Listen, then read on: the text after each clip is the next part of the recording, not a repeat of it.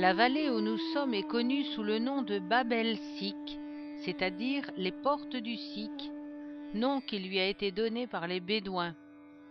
Ici se trouve un certain nombre de tombes et de mémorials, parmi lesquels les tombes cubiques des Nabatéens, ou tombes djinns, édifiées entre 50 avant Jésus-Christ et 50 après Jésus-Christ.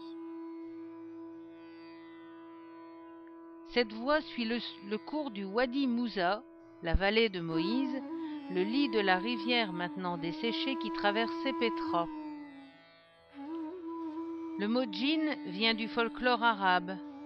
Il fut donné à ces tombeaux par les Bédouins persuadés que des esprits habitaient ces curieuses constructions.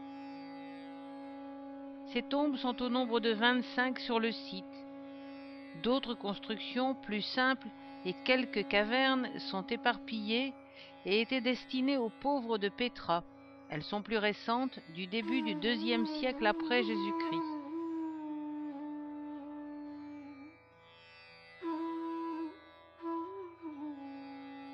En continuant, on arrive au complexe funéraire appelé tombe aux obélisques. Ce tombeau complexe date du 1er siècle et il a été érigé en mémoire de ceux qui sont morts et enterrés dans cette vallée. C'est là que l'on célébrait les cérémonies religieuses. En bas, le tombeau au triclinum de style corinthien taillé dans la roche, superposé le tombeau aux obélisques avec 4 stèles funéraires d'inspiration égyptienne. Là, je me suis laissé distraire.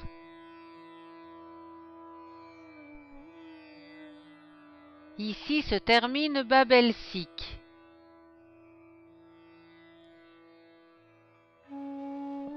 Le Sik est le chemin naturel de passage des eaux vers Pétra.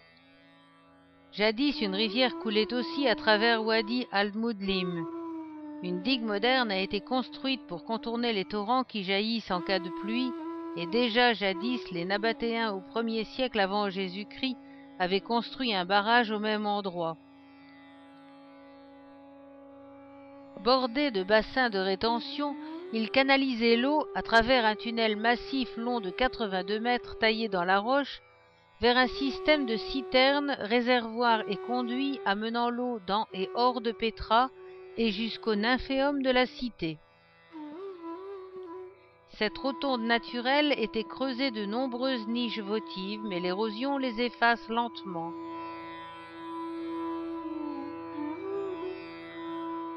À l'entrée du Sik, des gardes nabatéens d'opérette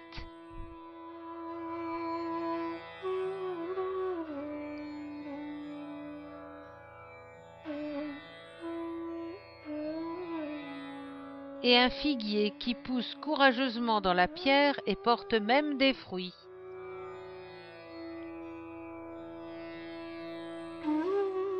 Le Sik est une gorge naturelle de grès blanc et rose qui descend doucement pendant 2 kilomètres et s'ouvre sur le Casné, l'une des plus belles tombes de Pétra.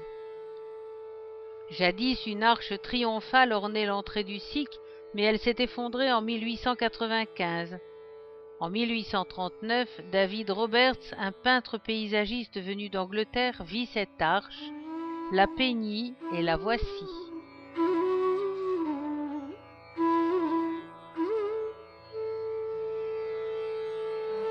Une niche votive avec son dieu, malheureusement très dégradé. Nous sommes dans la partie la plus ancienne du Sik, celle qui a été aménagée par les Nabatéens.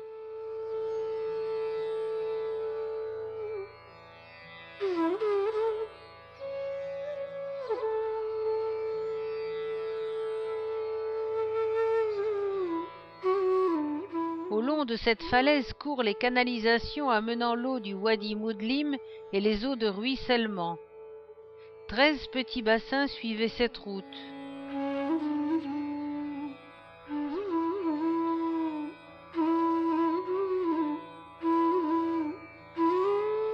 Cette paroi est littéralement truffée de petites chapelles votives. Ces niches, creusées dans la roche, étaient supposées protéger ceux qui entraient ou sortaient de la cité. Les dieux nabatéens étaient le plus souvent figurés d'une manière abstraite par des pierres sacrées appelées bétiles et qui signalaient la présence du dieu ou la maison du dieu plutôt que le dieu lui-même. Parfois, un visage géométrique aux traits stylisés est gravé dans la pierre.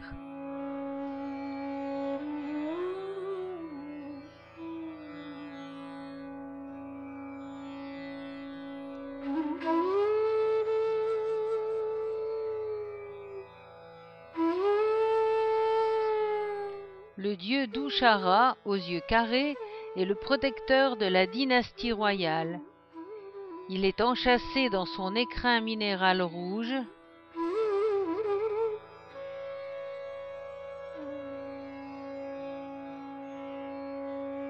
Voilà le bétil du dieu Dushara aux yeux carrés.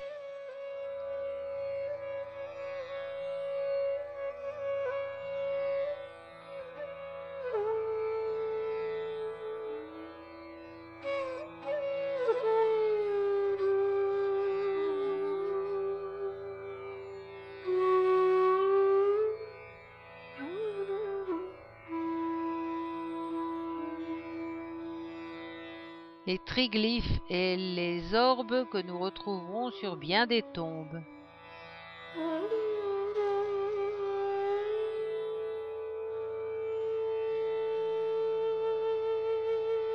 La chaussée nabatéenne d'origine restaurée à partir de ces pierres.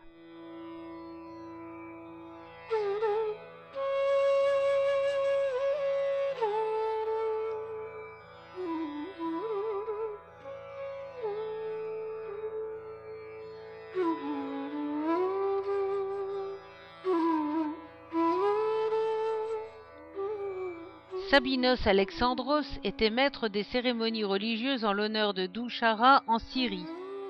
Il a laissé cet ensemble lors de son passage à Pétra vers le IIe ou IIIe siècle.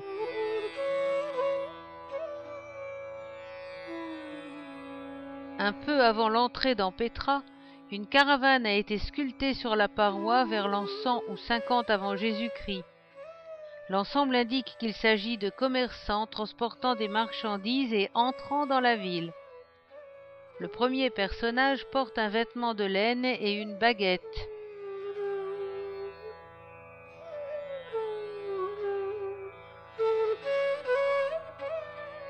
Malgré l'érosion, on aperçoit encore la courbe du ventre, la cuisse, et on devine la bosse et la tête sur la couche oxydée.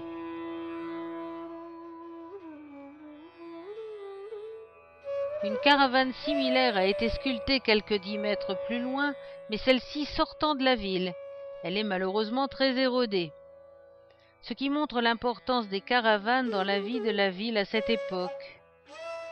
La sortie du sikh est annoncée. L'approche se fait dans le silence, sur les pas d'Indiana Jones.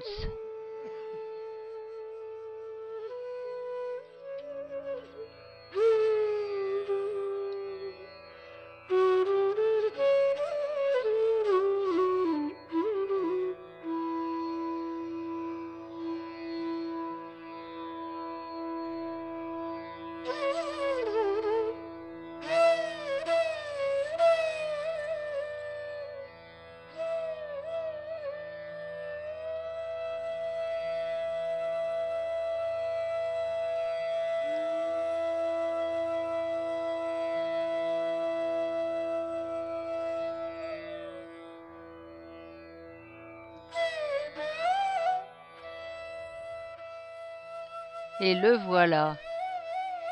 Al-Khazna signifie le trésor. Selon une légende bédouine, Pharaon cacha un trésor dans l'urne au sommet du monument. On voit encore les traces de balles tirées pour tenter de le déceler.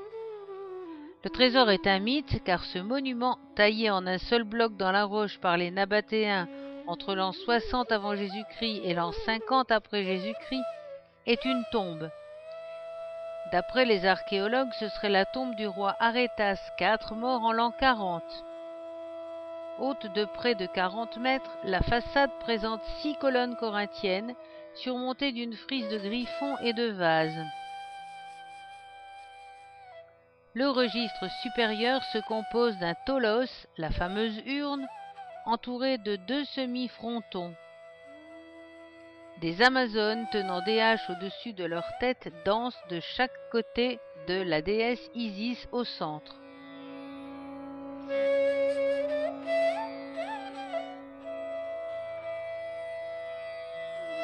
Le casenet tel que l'a vu le peintre David Roberts au XIXe siècle. En 2004, 3 tombes nabatéennes ont encore été découvertes sous le sol du casenet, des tombes royales datant de la fin du 1er siècle. Quelques scènes folkloriques.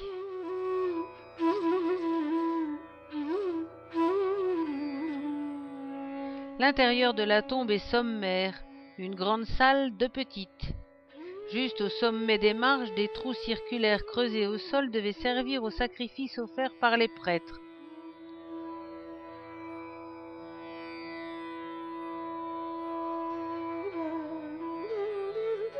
Petra signifie la pierre et ici, partout, elle est sculptée.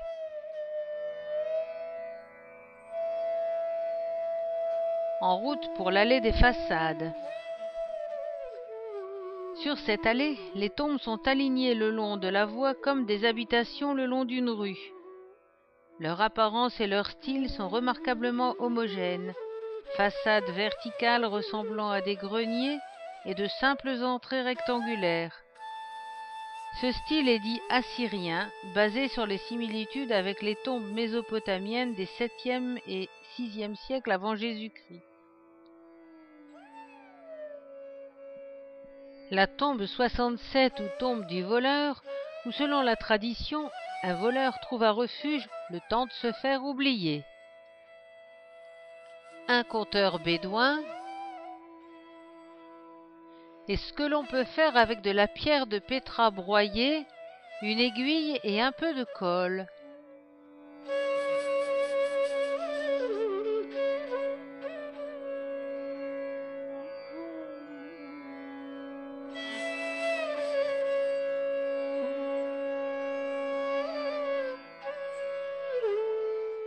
Au bout de la rue des Façades, on débouche sur la grande place des sacrifices.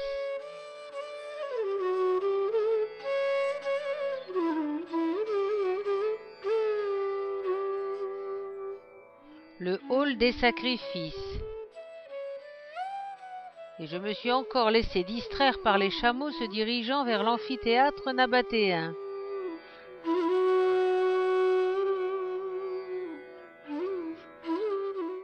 Ici se trouve la nécropole des gens ordinaires. Plus de 800 tombes sont réparties sur le site, les plus modestes sont superposées. Les frontons ornés de motifs triangulaires signalent une tombe d'homme.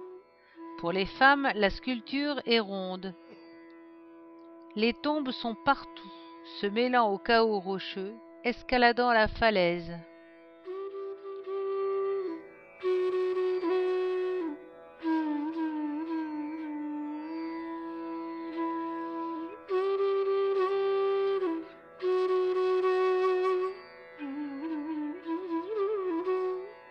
Plus on se rapproche de l'amphithéâtre et plus les tombes sont anciennes.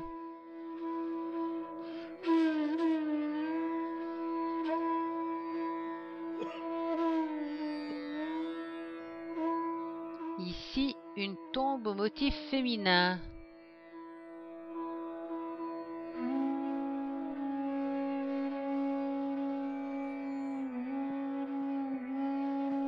L'amphithéâtre, creusé dans la roche, est l'œuvre des Nabatéens et non pas celle des Romains comme on l'a cru longtemps. La différence est simple, les Romains taillaient des blocs de pierre pour faire les gradins, les Nabatéens ont excavé les gradins directement de la roche. En escaladant l'escarpement rocheux, on observe partout le grès de Petra, excavé en strates de couleurs, allant du jaune au violet en passant par le rose. La lumière intense fait chatoyer les couleurs, l'ombre les rend plus intenses.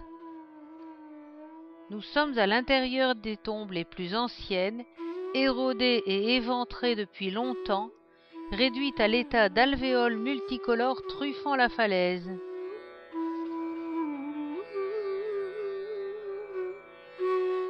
Ici, une tombe aux multiples occupants.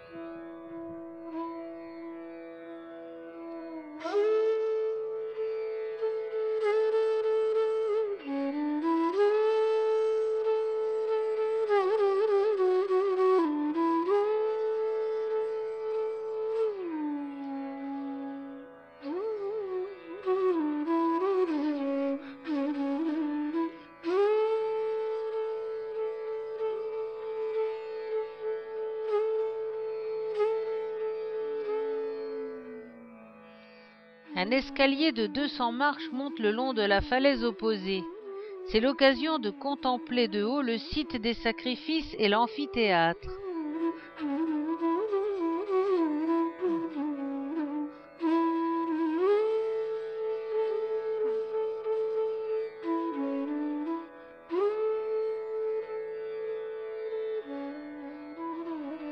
Là-haut, le tombeau à l'urne dresse sa façade byzantine au-dessus d'une double rangée de niches. Les Bédouins appellent ce lieu le tribunal et la prison, ce qui n'a aucun fondement historique, mais montre une belle imagination. Presque au but, le cirque montagneux se révèle peu à peu.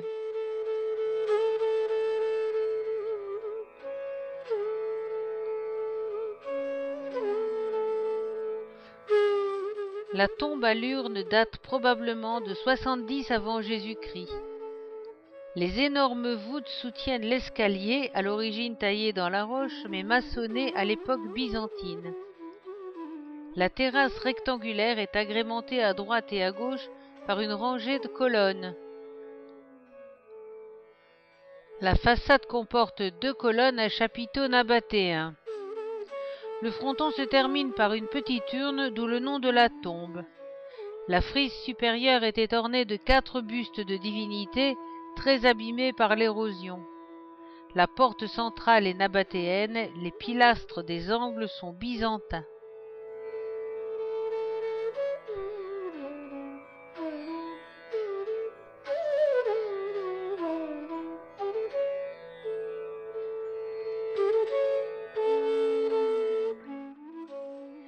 L'une des rangées de colonnes de côté qui ont fait dire aux Bédouins qu'il s'agissait d'une prison.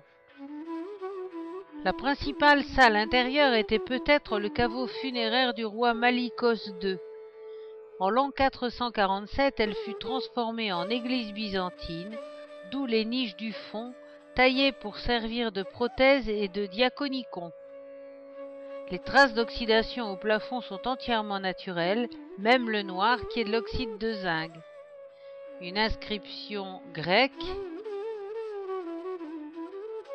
et en trompe-l'œil le gardien de la salle et une vue sur le plateau en face. En contrebas, sous une bâche, les vestiges de l'église byzantine et de la chapelle bleue, le château de la jeune fille ou Kasr el-Bint. On désigne sous le nom de tombe royale les tombeaux creusés à la base du Djebel Kubta, ici gravés par David Roberts. Ces 4 grandes tombes à l'architecture élaborée suggèrent que leurs occupants étaient au moins des personnages éminents, sinon des rois. La première est la tombe à l'urne, située un peu plus haut. La seconde est celle-ci, la tombe de la soie, ainsi nommée pour les couleurs douces et chatoyantes de sa façade nervurée. La tombe corinthienne est très endommagée. La partie supérieure imite le haut du casenet, mais dans des proportions maladroites. La partie inférieure est une copie du triclinum corinthien. 8 colonnes encadrent 5 portes, dont la plus grande ouvre sur la salle principale. Le style de l'ensemble indique une construction antérieure à la conquête romaine et à ses influences. La tombe palais, ou tombeau à étage, est le plus grand et le plus élaboré de tous les monuments de Pétra. Il a été construit tardivement, vers la fin du 1er siècle probablement. Il comprend 5 niveaux superposés dont le plus élevé est composé de 4 portes encadrées de pilastres de type nabatéen.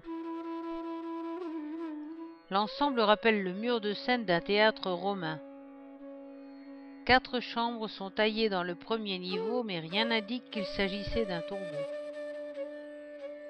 Pour séparer la nécropole de la ville des vivants, les Nabatéens plantaient des jardins, parfois en terrasse, les tombes surplombant directement la ville. Au-dessus des tombes royales, on trouve d'ailleurs un large réseau d'adduction d'eau, probablement pour approvisionner en eau les jardins des morts et les maisons des vivants.